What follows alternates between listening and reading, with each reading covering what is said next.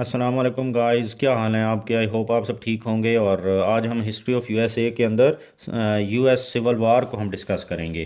तो previous lecture में भी हमने सिविल वार ही देखी थी, जिसके अंदर हमने कॉजेज़ या रीजंस या बैकग्राउंड हमने देखा था। कुछ भी आप उसको कह लें, तो वो अगर क्वेश्चन बैकग्राउंड पे आ जाता है, कॉजेज़ पे आ जाता है या रीजंस पे आ जाता है, तो आप प्रीवियस लेक्चर जो था आप उसको डिटेल में डिस्कस करेंगे।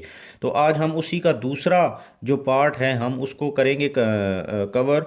और दूसरे पार्ट में मतलब बेसिकली हमने फर्स्ट पार्ट में देखा था वाई वार अकर्ड, वार हुई क्यों, हमने वजूहात देखी। और आज हम इवेंट्स ऑफ वार देखेंगे कि वार बेसिकली उसकी मैनिफेस्टेशन क्या थी, किस तरीके से वार हुई या वो किस शक्ल में वार थी, कौन कौन से इंसिडेंट थे जिनको हम वार कह रहे हैं। तो इवेंट्स ऑफ वार जो हैं उनमें सबसे पहले आर्टिकल्स ऑफ कन्फेडरेशन हम यहाँ से स्टार्ट करेंगे कि कहाँ से बेसिकली और जो है वो इनिशिएट हुई वार। तो उसमें सबसे पहला है number one articles of confederation. जब आर्टिकल्स ऑफ कन्फेडरेशन प्रेजेंट किए गए थे तो आपको याद होगा मैंने उस लेक्चर के अंदर डिटेल में बताया था कि कोई भी स्टेट इस बात के लिए राज़ी नहीं थी कि एक सेंट्रल अथॉरिटी हो, जिस तरह की एक सेंट्रल गवर्नमेंट होती है। कोई भी state federal government federal system बनाने के लिए तैयार नहीं थी। ताकि क्यों, मतलब वो नहीं चाहते थे एक सेंट्रल गवर्नमेंट हो स्ट्रॉन्ग, जो है वो टैक्सेशन अथॉरिटी हो, कोई अदालत हो, कोई सेंट्रल बैंक हो। उसकी वजह ये थी कि वो नहीं चाहते थे कि ब्रिटेन की तरफ से जो उन्होंने प्रोसिक्यूशन फेस की थी, तो उसी तरह से ऐसा ना हो कि दोबारा कोई ऐसी सेंट्रल अथॉरिटी बन जाए जो कि दोबारा उनको प्रोसिक्यूट करे। तो ये बेसिकली सब क्यों था, हर स्टेट के पास वीटो पावर थी। और इसकी होने की वजह ये थी कि लैक ऑफ ट्रस्ट था, ट्रस्ट डेफिसिट था वहाँ पर स्टेट्स के दरमियान। और ये बेसिकली इनिशिएशन ऑफ वार थी, articles of confederation. Number two framing of constitution. अब ये देखें दूसरा कॉन्फ्लिक्ट था कि जब फ्रेमिंग ऑफ कॉन्स्टिट्यूशन, इनको आर्टिकल्स ऑफ कन्फेडरेशन को जब उन्होंने रिजेक्ट करके कॉन्स्टिट्यूशन फ्रेम किया बाकायदा तौर पे, तो नॉर्थ ने न्यू जर्सी प्लान रिप्रेजेंट कर दिया, साउथ ने वर्जीनिया प्लान प्रेजेंट कर दिया। और उनके दरमियान कॉन्फ्लिक्ट्स थे। ये भी वार का ही एक इंसिडेंट था कि इनके दरमियान वार जैसी सिचुएशन थी।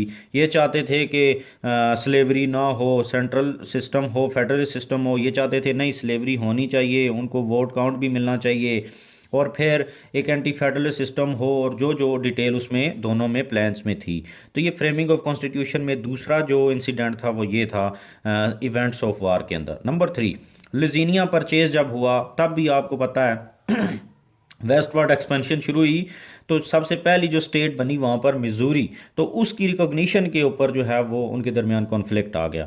जो नॉर्दर्न स्टेट्स थी वो चाह रही थी कि मिजूरी को हम एज अ नॉर्दर्न या फ्री स्टेट रिकॉग्नाइज करें, जब सदर्न स्टेट जो थी वो चाह रही थी कि ये जो नई स्टेट बनी है, वेस्टवर्ड एक्सपेंशन हुई है लुजिनिया के अंदर पहली स्टेट, तो वो एज अ स्लेव स्टेट जो है वो आए। तो उनके दरमियान एक और इवेंट हुआ, उसमें दोबारा उनका कॉन्फ्लिक्ट हुआ और उनके दरमियान मतलब सिचुएशन जो है वो वार लाइक सिचुएशन डेवलप हो गई। नंबर फोर में मिजूरी कॉम्प्रोमाइज़ फिर जब हुआ, उस वक्त क्या हुआ, ये बेसिकली एक ऐसा इवेंट था जिसने बहुत ज़्यादा हेल्प आउट किया सिविल वार को बेसिकली स्टार्ट करने में। किस तरह कि जब मिजूरी कॉम्प्रोमाइज़ हुआ तो मैंने आपको बताया था कि मैसाचुसेट को डिवाइड करके एक स्टेट बनाएगी मेन, और उसको फ्री स्टेट रिकग्नाइज़ किया, और मिजूरी को एज आ स्लेव स्टेट रिकग्नाइज़ किया। लेकिन उसके बाद जब जो अमेरिका था उसको 36-30 डिग्री पे डिवाइड कर दिया गया कि आइंदा जब भी वेस्टवर्ड एक्सपेंशन होगी तो इस लाइन से ऊपर जो भी स्टेट होगी वो एज अ फ्री स्टेट होगी, नॉर्दर्न स्टेट होगी, और जो इससे नीचे होगी वो एज अ स्लेव स्टेट हम उसको रिकग्नाइज करेंगे। तो बेसिकली ये जो लाइन थी ना, ये इसने कैटेगोरिकली विविडली डिवाइड कर दिया वाज़े तौर पे कि यहाँ से ऊपर नॉर्थ है और यहाँ से नीचे साउथ है। तो 36-30 डिग्री पे इसने मुल्क को डिवाइड कर दिया बेसिकली, जो कि मज़ीद जिसने उनके दरमियान जो है वो सेग्रीगेट किया, एक दूसरे को सेग्रीगेशन को मज़ीद प्रमोट किया, और वो जंग की तरफ मज़ीद बढ़ गए।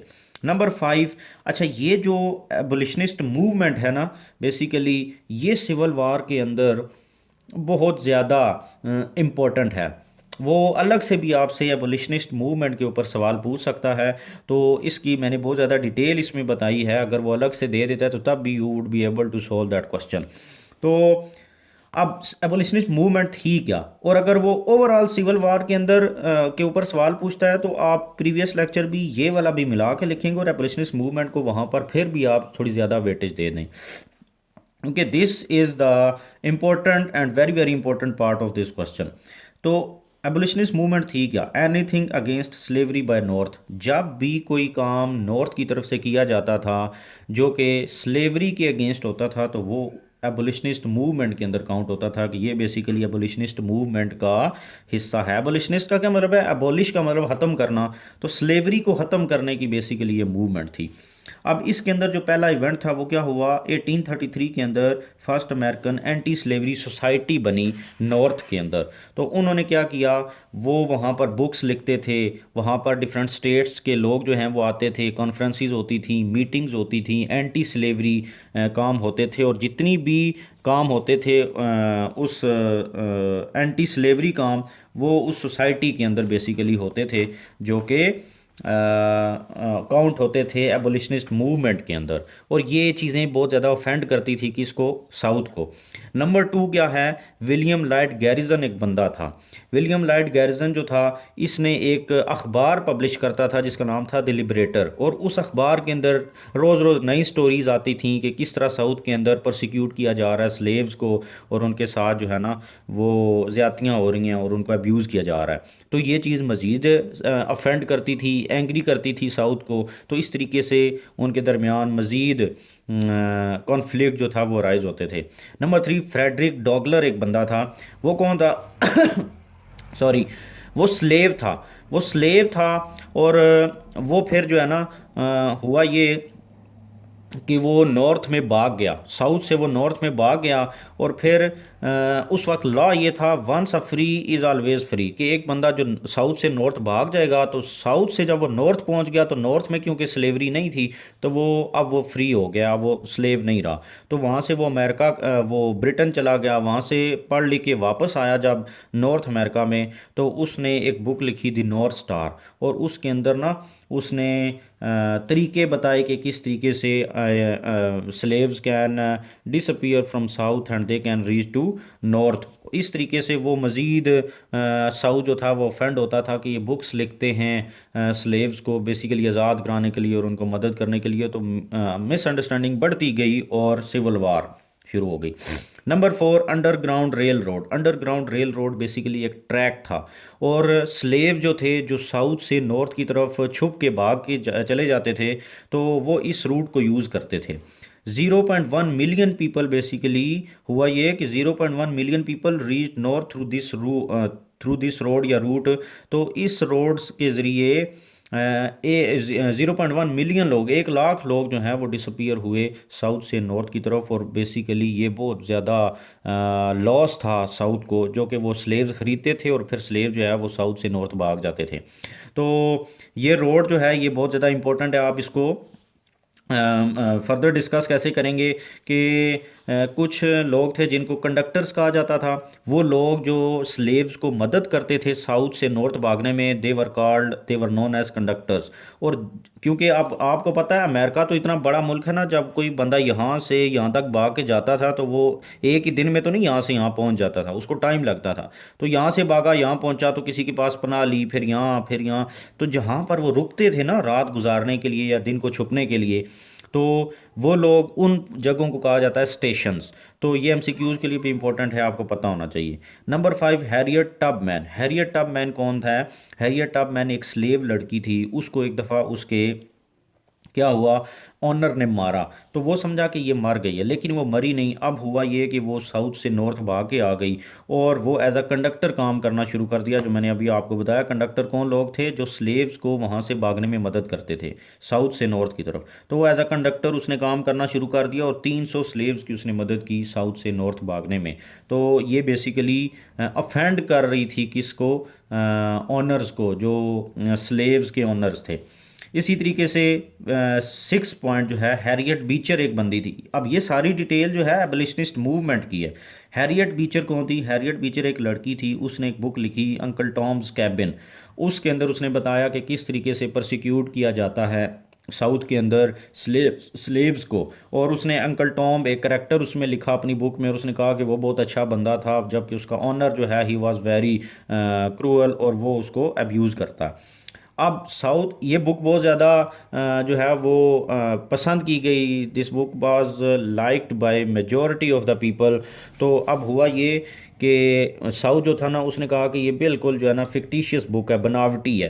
तो उसने फिर क्या किया, एक और बुक लिखी की टू अंकल टॉम्स कैबिन, और उसके अंदर उसने विद फैक्ट्स एंड फिगर्स ये चीज़ एक्सप्लेन की कि ये किस तरीके से कितने लोग मरे हैं और कितने लोगों को किस तरीके से अब्यूज़ किया गया। नंबर 7, अब एबोलिशनिस्ट मूवमेंट यहाँ पर मैंने ख़त्म कर दिया है। अब ये प्रीवियस जो मैंने डिटेल बताई थी, हम चलते आ रहे थे एबोलिशनिस्ट मूवमेंट से पहले ये वाले इवेंट्स, हम अब उसमें नंबर 5 के बाद यहाँ तक हम पहुँच गए। विलमोट अमेंडमेंट 1846 के ऊपर। विलमोट अमेंडमेंट क्या थी कि इसको फेल्ड अमेंडमेंट भी कहा जाता है और विलमोट प्रोवियो भी कहा जाता है। ये एमसीक्यूज़ के लिए मैंने पूरी डिटेल लिखी है। यूएस मैक्सिको वार हुई 1846 से 48 तक, 2 साल तक। अब हुआ ये कि मैक्सिको से कुछ एरियाज़ अनेक्स कर लिए यूएस ने।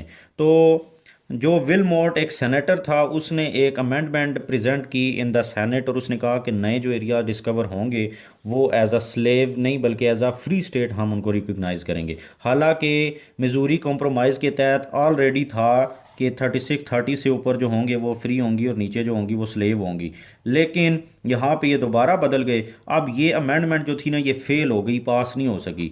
तो एक साइकोलॉजिकल विक्ट्री उन्होंने हासिल करने की कोशिश की कि साउथ ने बेसिकली सेंटर की डिसरिस्पेक्ट किया सेंटर को। तो ये फर्दर उसने ना, मतलब एक चीज़ ऑलरेडी डिफाइंड है, तो मज़ीद उसने उनको साउथ को ऑफेंड करने के लिए ये काम किया, उनको गुस्सा दिलाने के लिए। तो ये मज़ीद उनके दरमियान जो है वो वार सिचुएशन डेवलप होना शुरू हो गई। फिर 1850 के अंदर क्या हुआ कि कॉम्प्रोमाइज़, 1850 कॉम्प्रोमाइज़ हम इसको कहते हैं। कैलिफोर्निया जो थी, अब आप देखें कि कैलिफोर्निया साउथ के अंदर है। अब साउथ के अंदर है तो इसको 30 डिग्री से नीचे है, तो ये ऑलरेडी स्लेव स्टेट के ऐसा इसको रिकग्नाइज़ करना चाहिए, कानून पहले से मौजूद था। हुआ ये कि कैलिफोर्निया एक फ्री स्टेट के तौर पर रिकग्नाइज़ कर ली गई, क्योंकि कैलिफोर्निया भी चाहती थी कि वो as a free state recognise हो, हालांकि ये साउथ में थी। अब जब ये चीज़ हुई तो कैलिफोर्निया को as a free state recognise किया गया, और रिकग्निशन क्राइटेरिया जो मैंने आपको बताया था उसको चेंज किया गया। पहले जो क्राइटेरिया था वो ये था कि 60,000 पॉपुलेशन हो और लोकल गवर्नमेंट वहाँ पर बन जाएगी, तो अगर वो यहाँ से नीचे है तो एज अ स्लेव, और यहाँ से ऊपर है तो एज अ फ्री। लेकिन एक चीज़ और इसमें ऐड की गई, उन्होंने कहा कि 60,000 पॉपुलेशन होगी नई स्टेट की, जब किसी जगह पर लोग जाकर रहेंगे और उस जगह पर 60,000 से ज़्यादा लोग पॉपुलेशन हो जाएगी, तो वहाँ की लोकल गवर्नमेंट बनाई जाएगी उसको एडमिनिस्टर करने के लिए। उसके बाद रेफरेंडम कराया जाएगा, क्या वो लोग साउथ में, अगर वो साउथ में हैं तो वो एज अ फ्री तो नहीं रिकग्नाइज होना चाहते, या अगर नॉर्थ में है तो एज अ स्लेव तो नहीं रिकग्नाइज होना चाहते। तो ये मज़ीद उसके अंदर एक पॉइंट ऐड कर दिया गया। वाशिंगटन डीसी जो है उसको as a slave state recognise किया गया, लेकिन वाशिंगटन डीसी के अंदर स्लेवरी को बैन कर दिया। फिर फ्यूजिटिव स्लेव लॉ वहाँ पर इंट्रोड्यूस कराया गया। पहले ये था कि लोग यहाँ से साउथ से भागकर नॉर्थ चले जाते थे तो वापस नहीं थे आते। इन्होंने एक लॉ यहाँ पर पास कराया, उन्होंने कहा कि अब चलो बाकी चीज़ें हमने मान ली, साउथ ने कहा, लेकिन होगा ये कि अब अगर कोई स्लेव यहाँ से साउथ से नॉर्थ भाग के जाएगा तो you are bound to turn give us back, तो आप उसको वापस करेंगे हमें। उन्होंने कहा ठीक है। एक ये चीज़ थी जिसने मज़ीद जो है ना एक डिफाइंड चीज़ को दोबारा अमेंड किया और साउथ को ऑफेंड किया और मज़ीद सेग्रीगेशन की वहाँ पर। नंबर 9, कैंसस नेब्रास्का एक्ट 1854 के अंदर हुआ। बेसिकली हुआ ये कि जो चीज़ कैलिफोर्निया के साथ हुई कि कैलिफोर्निया साउथ में थी एज अ स्लेव, उसको रिकग्नाइज़ करना चाहिए था, लेकिन उसको as a free state recognise कर लिया गया। इसी तरह नेब्रास्का जो थी वो नॉर्थ में थी, लेकिन वो एज अ स्लेव रिकग्नाइज होना चाहती थी। अब कैलिफोर्निया की जब बारी थी तो उस वक्त तो नॉर्थ ने ऐसा कोई क्वेश्चन नहीं किया, लेकिन जब अपनी बारी आई कि हमारे एरिया के अंदर एक स्टेट है और वो एज अ स्लेव रिकग्नाइज होना चाहती है, तो फिर उनको बड़ा गुस्सा आया, क्योंकि इसके साथ मिसिसिपी रिवर बहता था। तो नेब्रास्का ने कहा कि हमारे साथ तो रिवर है तो यहाँ पर एग्रीकल्चर बड़ी फेवरेबल होगी। तो उन्होंने क्या किया, निब्रास्का को डिवाइड करके कैंसस और निब्रास्का बना दिया। और फिर उसकी मज़ीद डेमोग्राफी चेंज करने के लिए जब रेफरेंडम कराना था तो उन्होंने दूसरी स्टेट से लोगों को वहाँ पर भेज दिया निब्रास्का के अंदर, और वहाँ की डेमोग्राफी चेंज करने की कोशिश की। और एज अ रिज़ल्ट क्या हुआ, और लोगों को मिलिट्राइज भी किया और वहाँ पर फायरिंग हुई और वहाँ पर लोग मारे गए, जिसको हम ब्लडी कैंसस भी कहते हैं एमसीक्यूज़ के लिए। फिर 1860 इलेक्शन हुए। तो ये देखें ना, ये मैनिफेस्टेशन है सिविल वार की कि लोग मर रहे हैं और आपस में लड़ रहे हैं, एक ही मुल्क के लोग। 1860 के इलेक्शन हो गए। अब्राहम लिंकन जो था वो अगेंस्ट स्लेवरी, उसने स्लेवरी के अगेंस्ट कैंपेन की इलेक्शन के दौरान, वो कैंडिडेट था प्रेसिडेंट के लिए। हुआ ये कि वो इलेक्शन जीत गया और उसने क्या कहा, उसने कहा कि अगर मैं जीता तो मैं स्लेवरी को ख़त्म कर दूंगा। साउथ इस बात से बहुत ज़्यादा ऑफेंड हुआ और उसने कहा कि अगर तुम जीतोगे तो हम अपना मुल्क ही अलग कर लेंगे। और हुआ यही, अब्राहम लिंकन जो था वो इलेक्शन जीत गया और मुल्क डिवाइड हो गया, USA United States of America में और CSA Confederate States of America. इधर जो इनका लीडर था वो that was Jefferson Davis and there Abraham Lincoln. तो बेसिकली मुल्क सही मानों में डिवाइड हो गया हुआ था। ये जो नॉर्थ था ये यूएसए और नीचे वाला सीएसए बन गया। लेकिन ये अलग क्यों नहीं हुए? क्योंकि मनरो डॉक्ट्राइन था और मनरो डॉक्ट्राइन की वजह से लोगों ने इसको नहीं रिकॉग्नाइज़ किया। मनरो डॉक्ट्राइन क्या है? मनरो डॉक्ट्राइन के तहत ये था, अमेरिका ने ये कहा कि we would not interfere in the affairs of Europe, और यूरोप इसी तरीके से हमारे अफेयर्स में भी इंटरवीन नहीं करेगा, जिसकी वजह से सीएसए को रिकॉग्नाइज़ नहीं किया बाकी कंट्रीज़ ने, वरना ये मुल्क डिवाइड हो चुका था। उसके बाद 1860 और तो जब ये हुआ तो वहाँ पर लड़ाई शुरू हो गई, लोग मरना शुरू हो गए। तो 1861 में वार एंड हुई एट बंकर हिल पे, और no intervention by Monroe doctrine, ये मैंने एक्सप्लेन कर दिया। तो ये बेसिकली सारी डिटेल थी जो मैंने आपको बताई है इवेंट्स ऑफ वार के अंदर, जो कि एक एक पॉइंट मैंने आपको एक्सप्लेन कर दिया। और नेक्स्ट लेक्चर के अंदर अब हम डिस्कस करेंगे इम्पैक्ट्स ऑफ वार को, कि ये सारी वार हुई, इसके पीछे वजूहात क्या थी, वो भी हमने डिस्कस किया। अब हम इसके इम्पैक्ट्स देखेंगे कि इम्पैक्ट्स क्या पड़े, मुल्क डिवाइड हो गया, ये बहुत इंपॉर्टेंट है। और फिर उसके बाद कुछ अमेंडमेंट्स की गई ताकि दोबारा इन कॉन्फ्लिक्ट्स को जो है वो रोकने के लिए हम ऐसे काम करें कि दोबारा कोई civil war like situation develop ना हो हमारे मुल्क के अंदर। ये चीज़ हम डिस्कस करेंगे अगले लेक्चर के अंदर। आई होप आपको समझ आ रही होगी, और अगर आपको समझ आ रहे हैं मेरे लेक्चर तो मेरे चैनल को भी सब्सक्राइब कर दें ताकि इसी से रेलिवेंट लेक्चर्स भी आपको मिल सके। Thank you very much.